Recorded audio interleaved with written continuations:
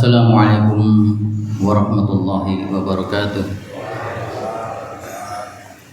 Allahu akbar, Allahu akbar, Allahu akbar, Allahu akbar, Allahu akbar, Allahu akbar, Allahu akbar, Allahu akbar, Allahu akbar, Allahu akbar kabira, walhamdulillahi katsira, wa subhanallahi bukratan wa asila.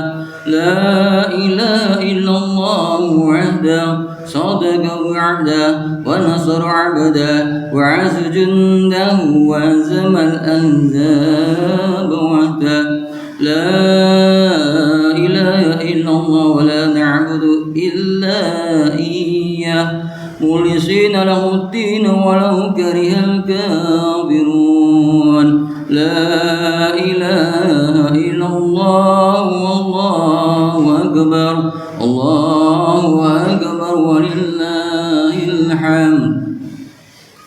Alhamdulillah, alhamdulillah hakimal hukam, ja'ilin nuri wal dhalam, waj'al hadal yawmi 'idal islam, muharram 'alaina syiyam. Ashhadu an la ilaha illallah wahdahu la sharika lah, alladhi amarna bidhabihil qurban ittiba'an li sayyidina Ibrahim alaihi salatu wassalam. Ashhadu anna sayyidina wa nabiyyina Muhammadan 'abduhu wa rasuluhu afdalul anam wa misbahul hulam. Allahumma salli wa sallim wa barik ala sayyidina Muhammad wa ala alihi wa ashabihil kiram, salatan salaman daimaini mutalazimaini ala al-madhuri wal ayyam.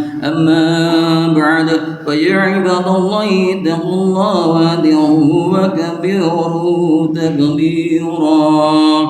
Allahu akbar, Allahu akbar, Allahu akbar. La ilaha illallah wallahu akbar, Allahu akbar walillahil hamd. Jamaah salat Idul Adha Masjid I'tikaf An-Nur yang insyaallah selalu dirahmati Allah Subhanahu wa taala. Sejak kemarin mulai habis maghrib, sebagaimana kita dengar, kita ketahui bahwa kumandang gema takbir, tahmid, tahlil menyambut datangnya hari raya Idul Adha yang mubarak. Syukur alhamdulillah kita semua dapat berjumpa kembali dalam hari raya Idul Adha ini dalam keadaan sehat walafiat tanpa ada kekurangan suatu apapun. Langkah kita untuk menghadiri sholat Id ini merupakan bukti bahwa kita masih dikaruniai nikmat dan keimanan, dan nikmat yang sangat besar sekali nilainya tanpa bisa digantikan oleh selainnya. Semoga nikmat tersebut tetap kita peroleh sampai nyawa terpisah dari jasad kita. Hari ini kita memasuki hari raya Idul Adha. Hari raya ini dikatakan dengan Idul Adha karena pada hari ini, hari raya ini dan 3 hari sesudahnya atau disebut dengan hari tasyrik, kita semua diserukan untuk memotong hewan kurban yang merupakan bentuk kedudukan dan kepasrahan kita kepada Allah Subhanahu wa taala. Zat yang kuasanya tiada terbilang, tiada terhingga, Allah Subhanahu wa taala, sebagaimana Allah berfirman dalam Quran surat Al-Kautsar ayat 2. Bismillahirrahmanirrahim. Wa sholli li rabbika wanhar. Sembayanglah atau salatlah kamu dengan Rabbmu dan berkurbanlah. Sedangkan menurut mazhab Imam Syafi'i yang kita kenal di Indonesia pada umumnya, memotong hewan kurban itu hukumnya sunnah muakkadah, artinya sunnah yang dikuatkan, meskipun ada imam-imam atau mazhab yang lain yang mewajibkannya. meskipun hukumnya sunnah muakkadah, namun bagi orang yang mampu yang tidak berkorban, maka Rasulullah mengingatkan kepada kita semua dengan ingat yang keras. Man kana lahu si'atun falam yudhi falyamdud in syaa yahudiyyan aw nasraniyya. Barang siapa yang mempunyai kemampuan untuk berkorban tetapi tidak melakukannya, maka silahkan mati dalam keadaan Yahudi atau Nasrani. Dalam riwayat lain Rasulullah juga bersabda, man kana lahu si'atun falam yudhi fala yaqrabanna mufassalana. Barang siapa yang mempunyai kemampuan atau berkorban tetapi tidak melakukannya, maka janganlah mendekati tempat sholat kami. Oleh karena itu, sudah pada tempatnya kita sebagai orang yang mengaku berfirman kepada Allah Subhanahu wa taala dan Rasulnya untuk memenuhi panggilan berkorban tersebut. Jamaah salat Idul Adha yang insyaallah dirahmati Allah Subhanahu wa taala. Pelaksanaan korban yang dilakukan oleh umat Islam sedunia ini selain sebagai bentuk kepatuhan dan kepasrahan kepada Allah sebagaimana upaya mendekatkan diri kepadanya atau bertakarub ilallah, juga ada hikmah yang berdampak kemaslahatan bagi umat manusia. Di antara hikmah yang bisa kita petik antara lain meneladani kesabaran Nabi Allah Ibrahim alaihissalam dan Nabi Allah Ismail alaihissalam dalam menerima cobaan dan ujian, menumbuhkan sifat kedermawanan, saling membantu atau bersifat ta'awun, saling berkasih sayang atau tarahum, dan terbinanya solidaritas sosial di kalangan umat Islam, menumbuhkan semangat berkorban di kalangan kaum muslimin pada khususnya. Hikmah yang kedua, yakni meneladani kesabaran Nabi Allah Ibrahim dan Nabi Allah Ismail alaihissalam dalam menerima cobaan dan ujian, sebagaimana diceritakan dalam kitab suci Al-Quran bahwa Nabi Allah Ibrahim alaihissalam belum dikaruniai anak pada waktu itu, yang mana usia Nabi Ibrahim sangatlah tua dan renta.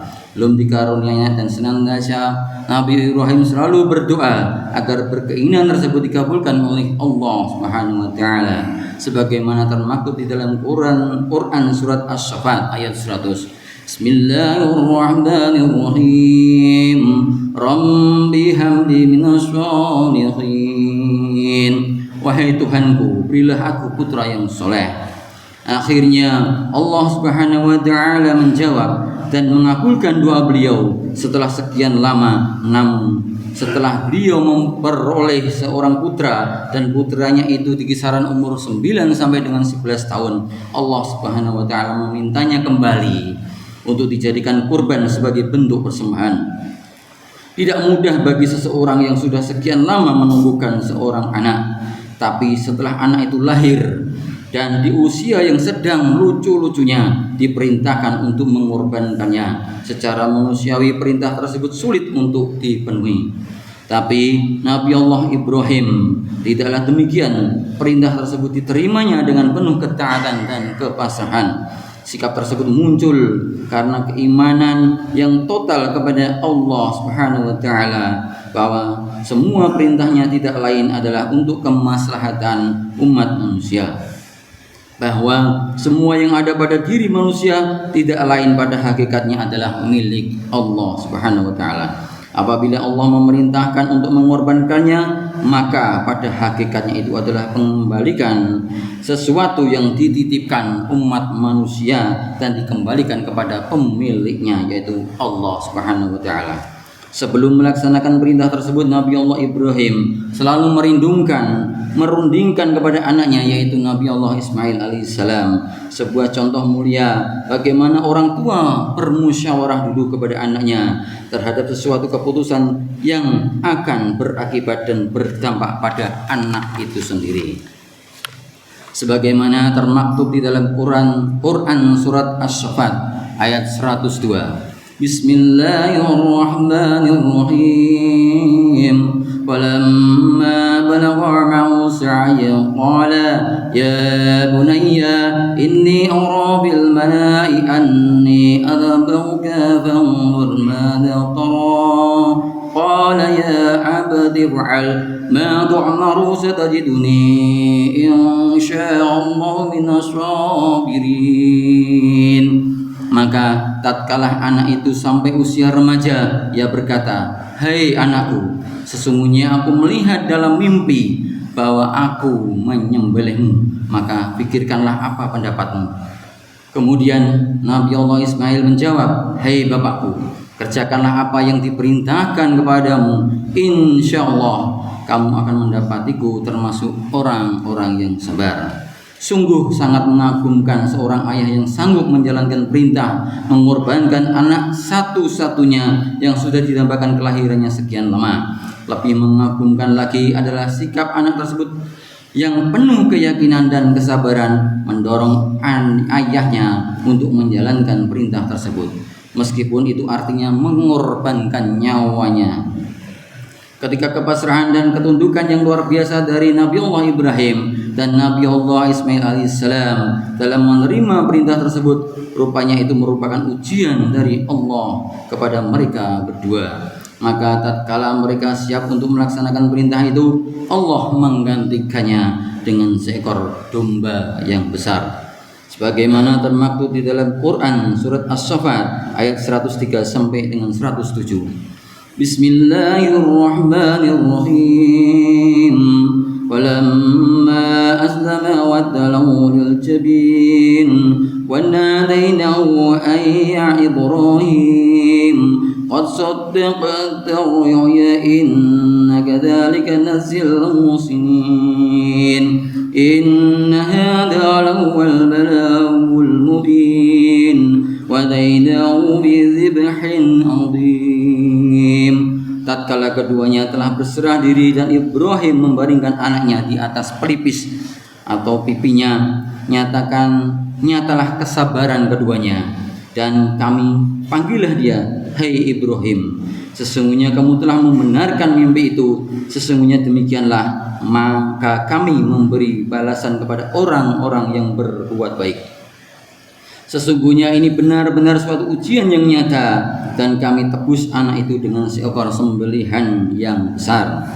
Kepasrahan dan ketundukan Nabi Ibrahim dan Nabi Ismail alaihissalam adalah contoh untuk menerima dan menjalankan perintah dari Allah Subhanahu wa taala yang patut menjadi teladan kita sebagai umat Islam. Saat ini banyak sekali umat Islam yang seakan tidak peduli kepada perintah Allah Subhanahu wa taala di dalam ajaran agama. Perintah Allah Subhanahu wa taala dipilih dan dipilah untuk ditaati dan diimani. Mana perintah yang sesuai dengan kepentingan dan keinginannya, maka ia akan menjalankan perintah tersebut. Tapi jika sebaliknya, ia menganggap angin lalu saja perintah tersebut. Kepasrahan dan ketundukan total kepada Allah, Zat yang Maha Kuasa, saat ini merupakan sesuatu yang sulit ditemukan di kalangan umat Islam saat ini. Oleh karena itu, melalui momentum Aidul Adha ini, kami mengajak kita semua umat Islam, wabil khusus yang ada di wilayah RW 05 yang kita banggakan ini, untuk selalu meneladani Nabi Allah Ibrahim dan Nabi Ismail alaihissalam dalam menerima dan menjalankan perintah Allah Subhanahu wa taala, yaitu dengan penuh kepasrahan dan ketundukan. Karena semua perintah Allah apabila dilaksanakan secara benar pasti akan membawa kemanfaatan dan kemaslahatan pada orang yang menjalankan tersebut. Allahu Akbar, Allahu Akbar, Allahu Akbar, la ilaha illallah, Allahu Akbar, Allahu Akbar, walillahil hamd. Jamaah salat Idul Adha yang insyaallah selalu dirahmati Allah Subhanahu wa taala. Pesan ibadah kurban yang kedua adalah menumbuhkan sikap ta'awun atau saling membantu antar semua umat manusia, khususnya di kalangan umat Islam. Menyembelihan hewan kurban jangan hanya dilihat semata-mata dari aspek penyembelihannya saja, tetapi juga harus dilihat bahwa penyembelihan itu merupakan simbol perilaku kedermawanan dan solidaritas sosial di antara umat manusia, sesuatu yang menjadi salah satu pilar ajaran Nabi Allah Muhammad sallallahu alaihi wasallam. sebagaimana sabda Nabi yang diriwayatkan dari hadis riwayat Al-Bukhari dan Muslim, yang artinya perumpamaan orang-orang mukmin dalam hubungan cinta kasih dan kasih sayang satu sama lain seperti satu jasad yang apabila ada salah satu bagiannya sakit, maka seluruh tubuh itu juga merasakan sakit. Rasulullah Shallallahu Alaihi Wasallam telah menyontohkan pentingnya solidaritas tersebut, salah satunya melalui upaya persaudaraan umat orang-orang Muhajirin dan Ansor pada waktu itu. Orang Ansor bersedia memberikan sebagian bahkan setengah dari hartanya kepada kaum Muhajirin yang kebetulan ketika mereka pindah dari Mekah ke Madinah tidak sempat membawa apa-apa. Bahkan kaum Ansor cenderung lebih mementingkan keperluan kaum Muhajirin daripada keperluan mereka sendiri. Sikap tersebut merupakan pujian dari Allah seperti disebut dalam Al-Quran surat Al-Hasr ayat 9. Bismillahirrahmanirrahim. Walladzina tabba'u ad-dar wal iman min qablihim yuhibbuna man hajara ilaihim wa la yajiduna li wuzurihim hajatan mimma utu wa yunziruna ala anfusihim walau kana bihim khasasah. Dan orang-orang yang telah menempati kota Madinah dan telah beriman, yaitu kaum Ansor, sebelum kedatangan mereka kaum Muhajirin, mereka mencintai orang yang berhijrah kepada mereka, dan mereka tiada menaruh keinginan dalam hati mereka terhadap apa-apa yang diberikan kepada mereka, dan mereka mengutamakan atas diri mereka sendiri sekalipun mereka memerlukan apa yang mereka berikan itu. Ini merupakan gambaran umat Islam periode pertama, as-sabiqun al-awwalun, yang memiliki solidaritas dan kasih sayang amat tinggi. Sikap seperti ini sangat dibutuhkan pada masa sekarang. Misalnya, kita menyisihkan sebagian penghasilan kita dan kita donasikan mereka yang membutuhkan, sesuai dengan sabda Rasulullah sallallahu alaihi wasallam, "Wa man kana lahu fadlu zadin faly'ud bihi 'ala man la zadalah." Rahu Muslim. Barang siapa yang memiliki kelebihan bekal hidup, maka hendaklah mereka mendonasikan kepada orang-orang yang tidak punya bekal hidup. Allahu akbar, Allahu akbar, Allahu akbar. La ilaha illallah, wallahu akbar, Allahu akbar, walillahil hamd. Jamaah salat Idul Adha yang insyaallah selalu dirahmati Allah Subhanahu wa taala. Pesan ibadah kurban yang ketiga adalah menumbuhkan semangat berkorban, khususnya di kalangan kaum muslimin, khususnya terlebih lagi di wilayah kita RW 05 yang kita banggakan ini. Tanpa adanya pengorbanan yang tidak mungkin dapat mencapai sesuatu yang diinginkan. Kemerdekaan negara Indonesia tercinta ini diperoleh tidak lain adalah merupakan hasil pengorbanan para pahlawan kita yang telah rela mengorbankan jiwa dan raganya dalam merebut kemerdekaan dari tangan penjajah. Oleh karena itu sudah sepantasnya kita yang hidup menikmati kemerdekaan tersebut menjaga dan merawat dengan baik negara yang kita cintai ini. Kita harus mau berkorban demi kemajuan negara ini. Tantangan dan ujian seberat apapun hendaknya tidak akan menggoyahkan semangat berkorban demi terjaganya negara yang kita cintai ini. Di atas pundak kita umat Islam se-Indonesia terpikul dua tanggung jawab sekaligus, yaitu tanggung jawab keislaman dan tanggung jawab kebangsaan. Dua tanggung jawab yang tidak bisa dipisahkan di antara satu dengan lainnya. Dengan mengedepankan semangat pengorbanan sebagaimana dipetik dari hikmah Idul Adha, insya Allah kita umat Islamnya dapat memikul tanggung jawab tersebut.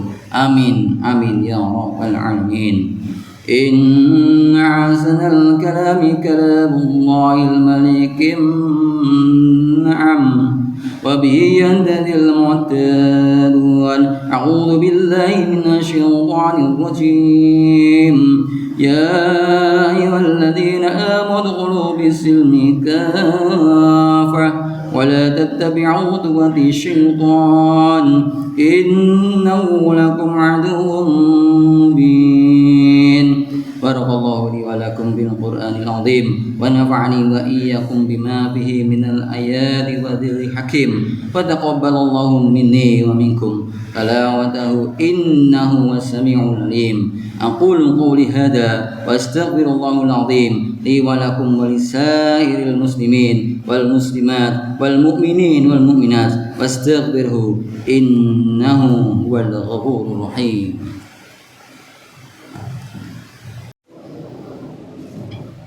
الله أكبر الله أكبر الله أكبر الله أكبر الله أكبر الله أكبر الله أكبر لا إله إلا الله والله أكبر الله أكبر ولله الحمد. الحمد لله حمدا كثيرا كما أمر. أشهد أن لا إله إلا الله وحده لا شريك له إرغاما لمن جحد به وكفر. وأشهد أن سيدنا محمدا عبده ورسوله سيد الخلائق والبشر. اللهم صل وسلم على سيدنا ومولانا محمد وعلى آله وأصحابه ومن تبعهم إلى يوم المحشر. أما بعد فيا عباد الله اتقوا الله قاله والتعدل لعلكم تفلحون.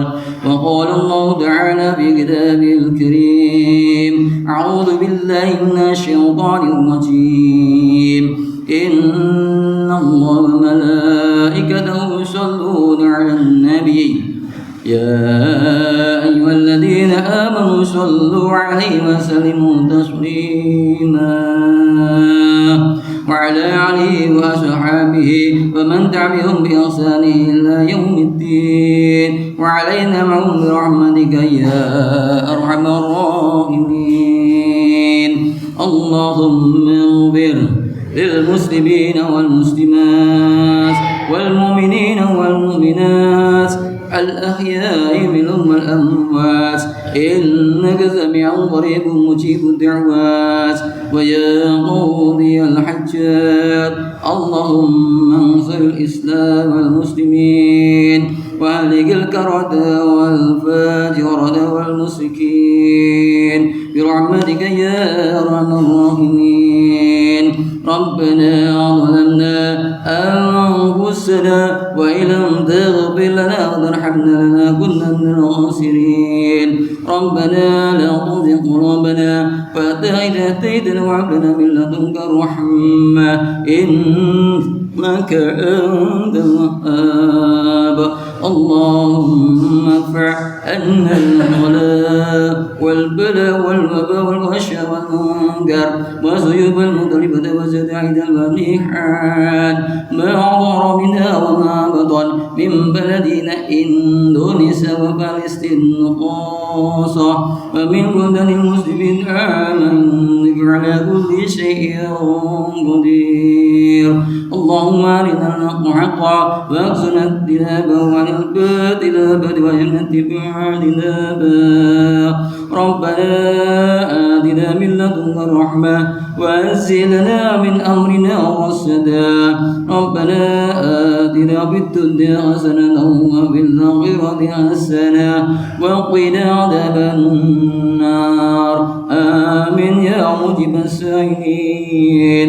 وصلى الله على نبينا محمد وعلى آله وأصحابه أجمعين والحمد لله رب العالمين.